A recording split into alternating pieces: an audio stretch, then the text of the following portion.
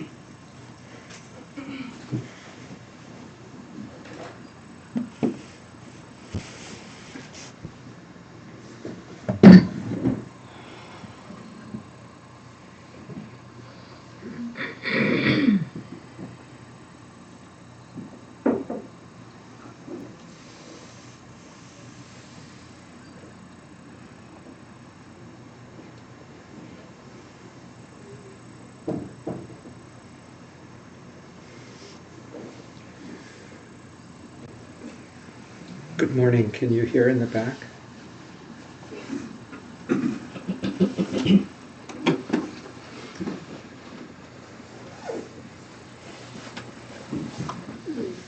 Well, welcome.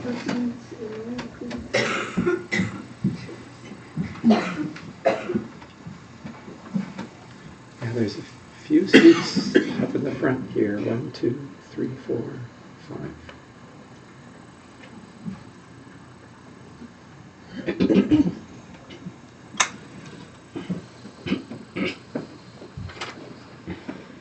Well, welcome this morning. My name is Erick. I'm one of the assistant teachers here at KCC, joined by Zilpa and Bill and Dora. And we welcome you to our Sangha this morning.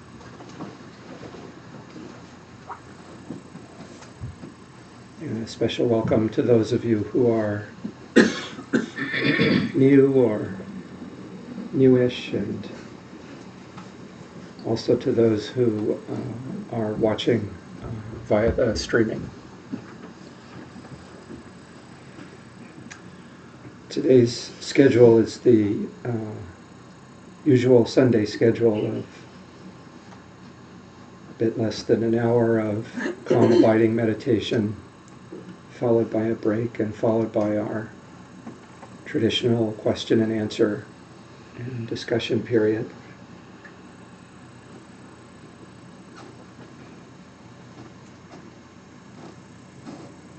And we begin our practice, as always, by going for refuge. This morning I brought a quote from Ken MacLeod on the meaning of refuge. And Ken says, "The aim of Buddhist practice is to end suffering. A refuge is a place where one goes to be free from harm, fear, and suffering. In Buddhism, refuge is a metaphor for wakefulness or presence. It is a reminder of the basic orientation in Buddhist practice, namely, that suffering comes to an end only through being awake and present."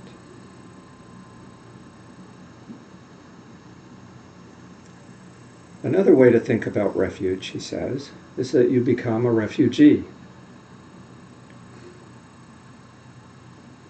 A refugee is someone who leaves a country or homeland because life is no longer tenable there.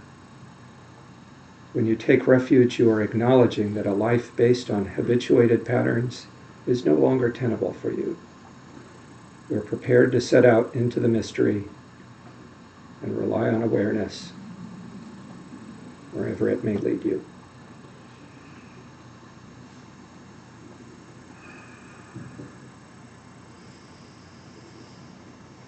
So take a moment to reflect and remember, what does refuge mean for you right now?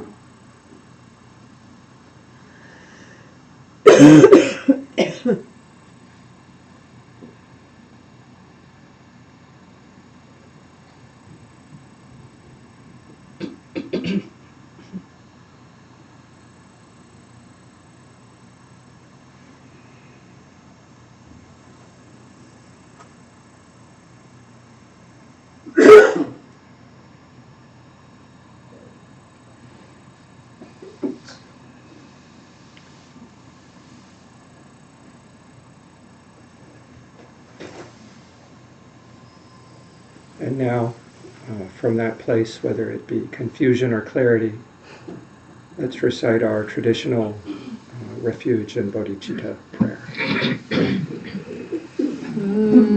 Until the summit of enlightenment is reached, I and all beings go for refuge to the sources of true refuge.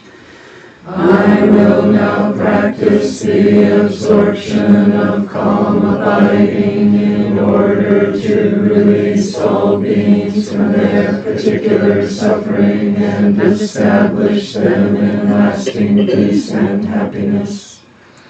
Until the summit of enlightenment is reached, I and all beings go for refuge to the sources of true refuge.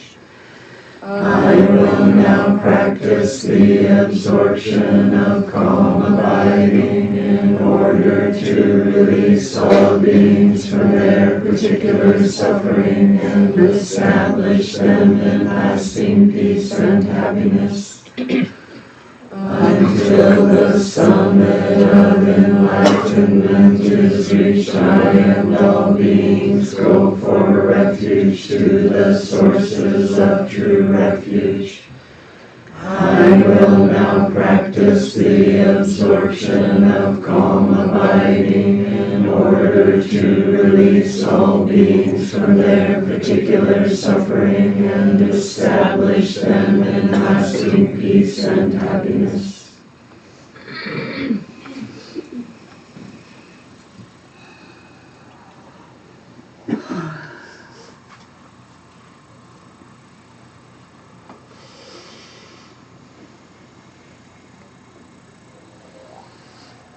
So as we begin, let's first establish ourselves in calm abiding, and we'll give some instructions for that. And once we're resting in calm abiding, I will have some suggestions for this practice period. And we begin by grounding ourselves in our bodies. Check out your posture.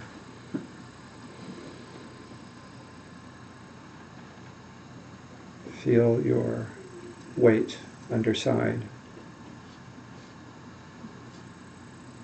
The classic teaching on posture and meditation in our tradition is called the 7-point posture of Vairocana.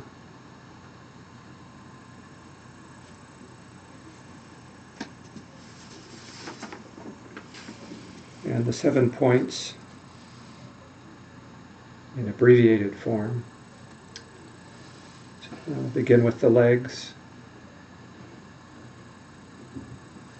Be crossed, either in the full or half lotus position,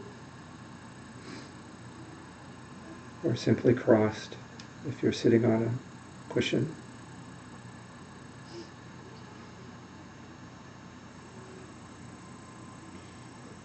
Or if you're sitting in a chair,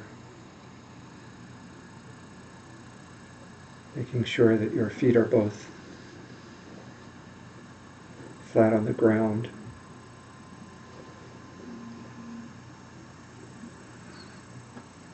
Your arms can either have your hands loosely in your lap, right hand resting in the palm of your left, palms upward, thumbs lightly touching, forming the shape of a teardrop or flame or oval.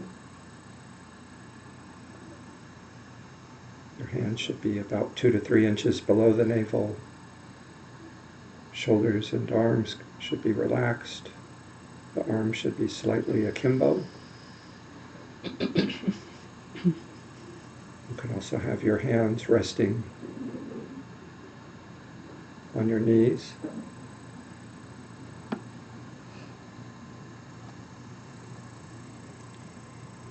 Your back is most important. It should be straight and held relaxed and lightly upright. This helps your energy to flow freely and contributes greatly to the clarity and alertness of your mind in meditation.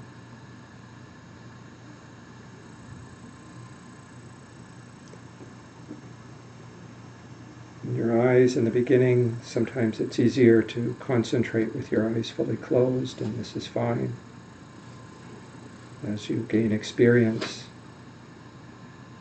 it can be helpful to leave your eyes slightly open and direct your gaze downward, not really focusing on anything in particular.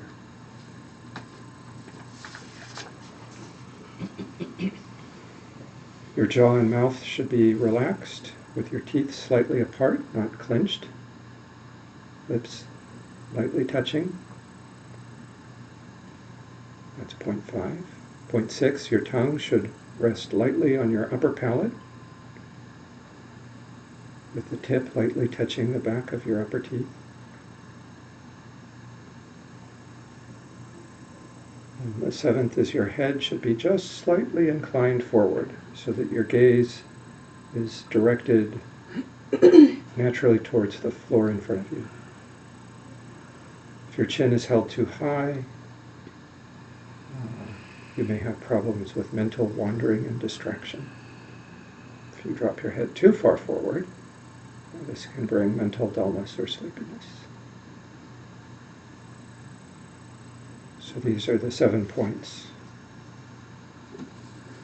Legs, arms, back, eyes, mouth, tongue, head.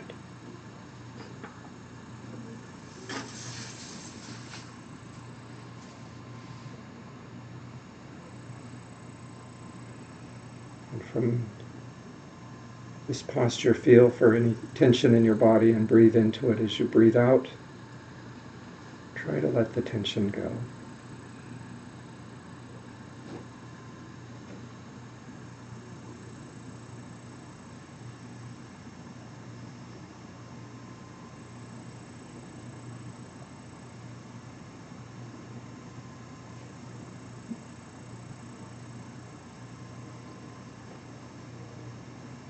And when you're ready, bring your awareness to your breathing, placing it gently there.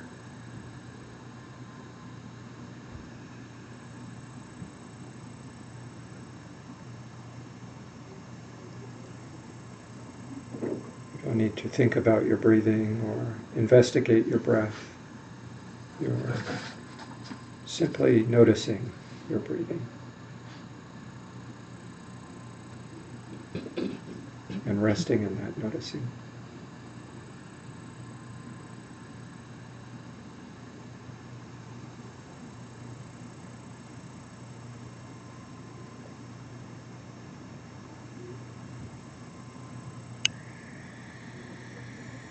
And when you're distracted, as soon as you notice,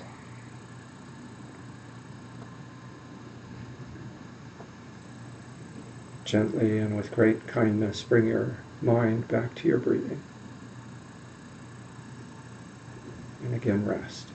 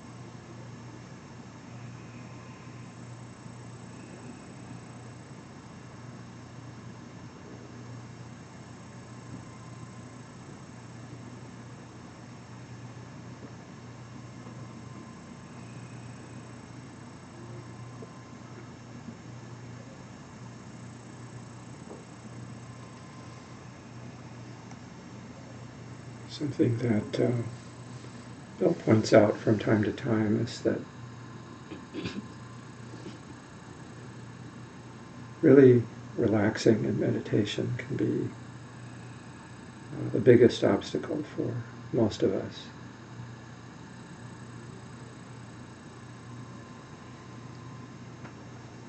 And personally, I'm wound pretty tight. So it's taken me a long time to be comfortable with relaxing without just falling asleep.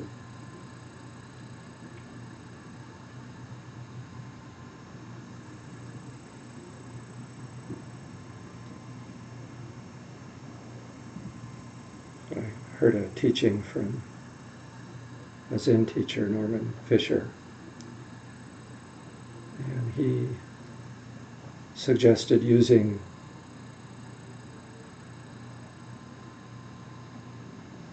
some words and pairing them with your breathing. And you could repeat them once or a few times.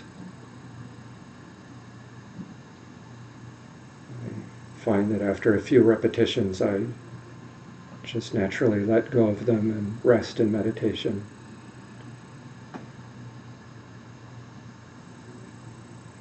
And it may be interesting to notice if these words have an effect as you say them silently to yourself. Do they have an effect on the quality of your attention?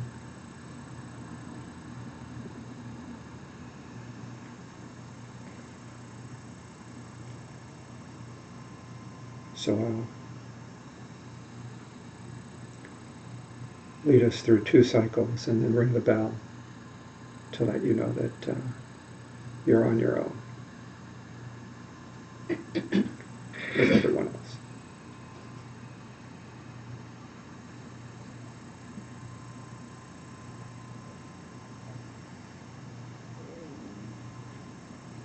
deep.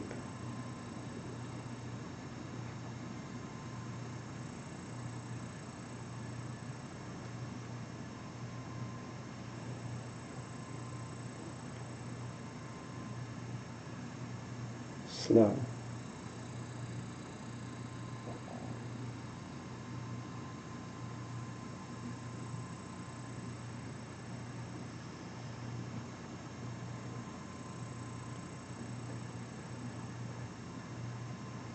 Soft.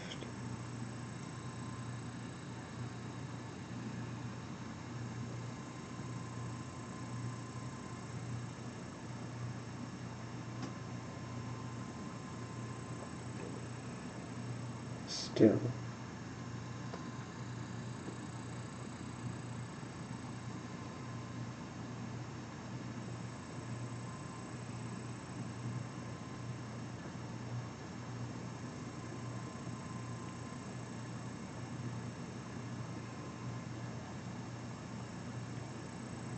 Deep.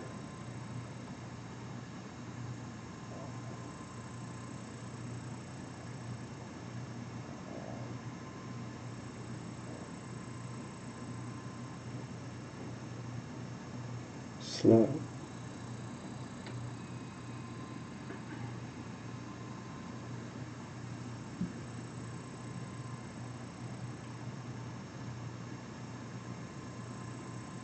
Soft.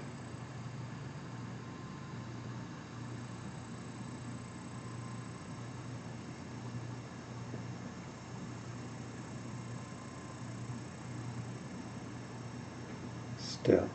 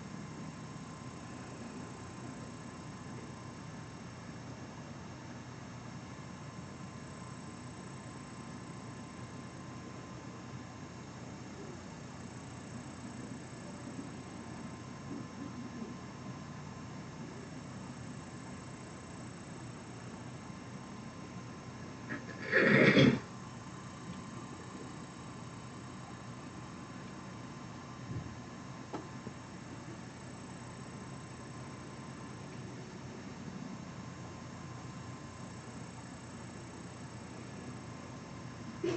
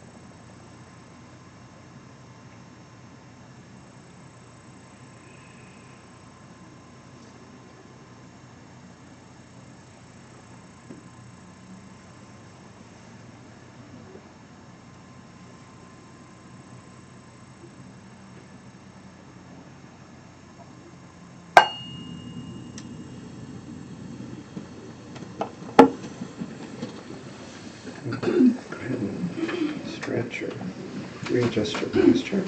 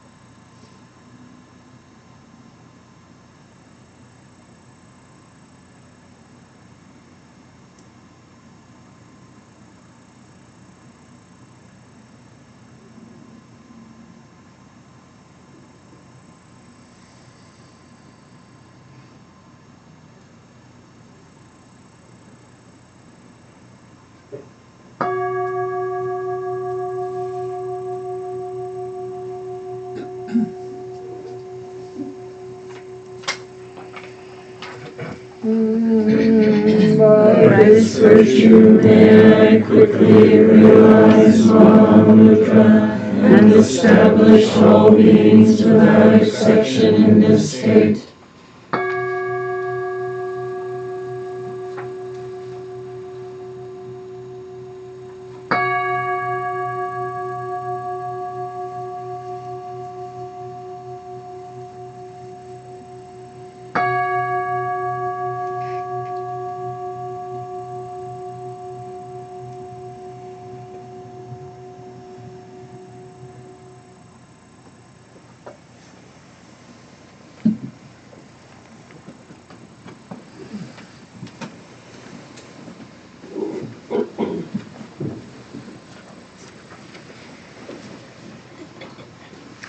So now we have a break for about 15 minutes, and there is tea in the kitchen, and please help yourself to a cup of tea.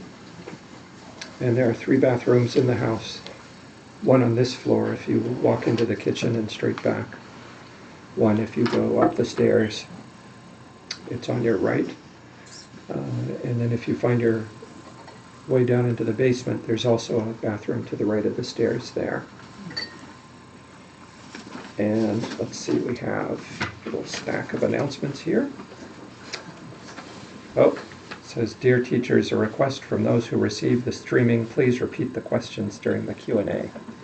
I could probably use some help remembering that.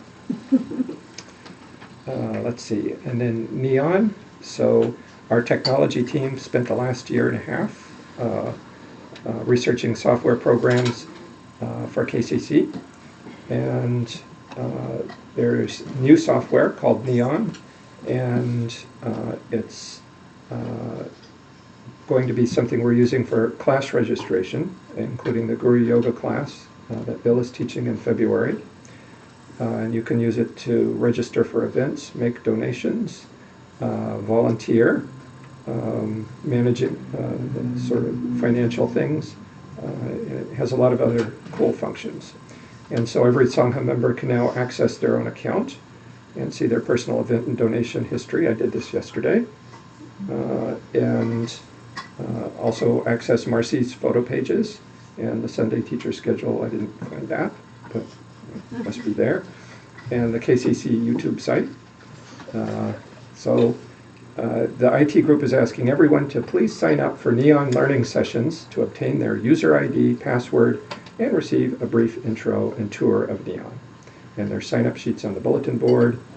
And these sessions are free and laptops are not required, but please sign up. The sign-ups are on that little card table there. A lot of dates that are set out. And then we have a request for generosity practice, new volunteer opportunities. Help is needed at our new urban center, 4936 Northeast Skidmore. Between now and April, we need skilled carpenters, movers, cleaners, helpers. We also have a one-time project to dismantle and reassemble a donated playground structure for the new location. I saw this on the new website too. You can volunteer specifically for that. This can happen anytime between now and March 15th. Contact Adele Hilson. Or if you learn how to do Neon, you can do it through Neon. I discovered. It's easy too. Yeah, it was easy. Very easy. So there's a link on the website? No. Two. Not to. Do what? To Oh, get to into sign your- up for volunteering, Oh. I'm just thinking, If you log it's not into, live yet on the Right. website. if you Right log now, into Neon, yeah. there's a little thing, there's a little tab for volunteer, and there's even a little, like, there's volunteer opportunities, including putting together the outdoor play structure. Okay. I hope there's online sign up to use it for those of us too far away to take a class. What I did was I emailed the people teaching the class and asked them if they could accommodate me. That's Margaret, Margaret, yes. Margaret Johansson. You can talk to one of us.